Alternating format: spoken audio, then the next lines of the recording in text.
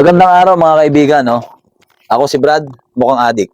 Maraming katanungan, no, sa mga isip natin, lalo na sa mga ordinaryong tao, na ano nga ba ang ibig sabihin ng positive at saan ito nagmula? Nagmula yan sa squatter, residential, or mataong lugar. At makikita mo sa isang positive, ang itsurang parang ganito. Mapanga, mabuto yung muka, malaki ang mata. Yan ang isa sa mga katangian ng taong positive. Labas ang ribs, mataas ang balikat, at higit sa lahat mga kaibigan, payat. At bakit nga ba tinawag na taong positive ang mga ganitong nilalang? Boss, Ito, boss. Oh, Pulis ka ba? ayan, kagaya niya mga kaibigan, Pulisya. isa yan sa katangian ng mga taong positive. Tamang hinala, yung tipong kahit sino ang makita nila, itinatanong kung pulis ka ba. Isa pa sa mga katangian ng positive mga kaibigan, yung aligaga. Yung titingin dito, titingin doon, titingin sa taas. Na para bang may hinahanap, pero wala naman. At marami pang Boss. May tubig ka ba dyan? Ayan, kagaya niyan. Ako eh. Isa rin yan sa mga katangian ng positive na tao. Ang mabilis matuyo ang lalamunan at maghanap ng malamig na tubig. Kung tawagin, may pipita. Ang pipita, isa yan sa pinakamahirap sa taong positive. Dahil kumbaga natutuyo yung lalamunan. No? At isa pa sa mga, ayan, yung mga naglalak yung panga. Isa pa yan sa katangian ng mga taong positive.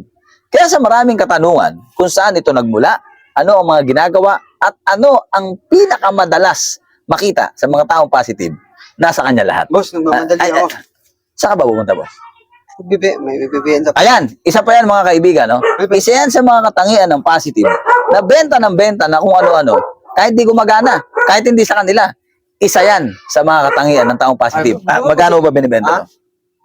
3.5 yan eh. Ang kagandahan mga kaibigan sa mga taong positive, no? Kung binenta nila sa ng 3.5, pwede mong gipitin hanggang 500. Kaya ba ng 500 to?